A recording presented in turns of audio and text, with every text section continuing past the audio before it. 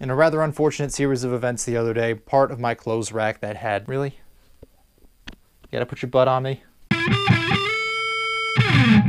In a rather unexpected turn of events the other day, I had the clothing rack that I have in my bedroom collapse, and now as a result, I kind of need to either replace it or figure out another solution for my clothes. To remedy this, what I'm going to do is be remodeling my closet. I was planning to remodel this closet anyhow, but now that that has collapsed, it's forced me to do this sooner rather than later. However, after looking into it, I couldn't find any good renovations for small closets. This is not a huge house. It's about 1,100 square feet at the most. The closet is not big either. It's definitely not a walk-in. I would barely even call it a reach-in. It's about 3 feet wide and 2.5 feet deep. On top of being small, I just really don't like how it's laid out, and I can't really fit all of my work clothes. As you can see, this is pretty much filled up. Then coming over here, I still have all my work pants and then a bunch of other shirts that I can't even fit in there. On top of that, there's no real lighting in here. This is where the sun's kind of at its brightest in this room, is when it's coming right through right now. And even at this point, there's not really any lighting to see well in here, especially if you're worried about trying to match colors. I'm going to try to make this a budget renovation. It's going to be my first interior space in which I'm doing this. The name of the game here is going to be space utilization. And obviously, like I said, this isn't a big house, but even this bedroom is not very big. I just don't have a lot of space to put another dresser. Additionally, when this was all in one piece and this came out all the way, when you first walked into the room, it really did not look like an open space just because you had this big bulky object right in your face. First things first, I'm going to pull everything out of here, then we can get going. We're going to begin this project by cleaning out the closet as best as we can and getting measurements to determine our size limitations for the space. Once we have the plans for the space, we can then do demolition of the current boards and shelving,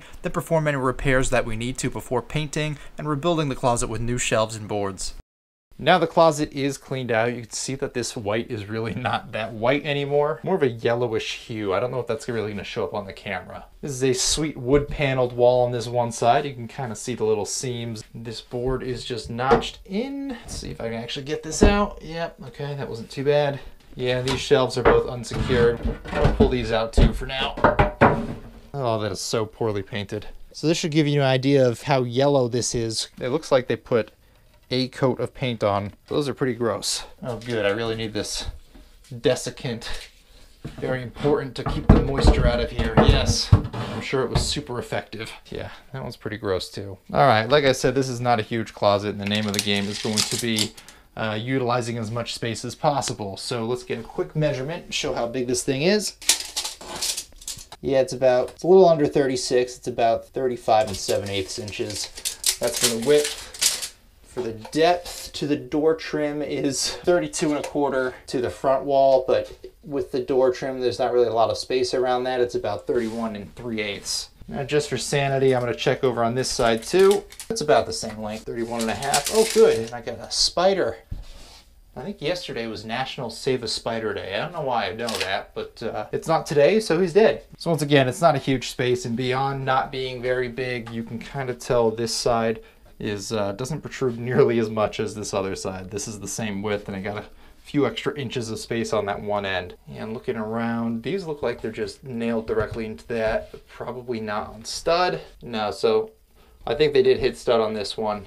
It looks like they did on this one too, which is good because it's just drywall on this backside. So now that I got the measurements taken, here's kind of my initial thoughts. First and foremost, this definitely needs a coat of paint, and I'm probably going to use the semi-gloss I got left over from the garage reno, especially because there's no lights in here. That'll help to reflect the light that is in here and help make it a little more visible. Level of effort wise, it's not worthwhile for me to put a bulb in here and to wire it and put a switch out here and all that fun stuff, so I'm going to avoid doing that if I can. I'm thinking height wise, there's definitely enough room for me to have 2 rods, an upper and a lower rod, and that'll give me a lot more hanging space. The way they had it before with just the one in the center is about the worst utilization of space they could have done in this area, and it really made sure that you couldn't put anything above or below it. So that was a really bad move on the previous owner's part. Also, rotating to this end, like I said, it is a little bit deeper, so what I'm wondering is, as long as this trim board isn't in the way, and I might have to make like a shim or something that'll bridge this gap, but I'm almost thinking I might be able to do a couple little corner shelves and maybe hang, I don't know, maybe like my watches or something something small on there. A closet this size is never really going to be a focal point, so it's not really worth putting like mahogany or something really nice and expensive in here. If this was a bit bigger, I might go ahead and give it a few items like that to make it pop and make it a bit more dynamic. What I probably will do, however, is I got to replace these boards to do the upper and lower rod because these are just in the wrong spot. And then if I put the corner shelves on this inside edge here too, I'll probably stain all of those, and that'll give me the dynamic look I'm looking for. That is, of course, assuming it'll fit, and we'll have to see if I can get anything over here as well, because I'm not anticipating that my shirts are going to take up this entire depth. Another way that the previous owner really didn't utilize the space is you can see this is the notch that the pole was in, or this hole over here.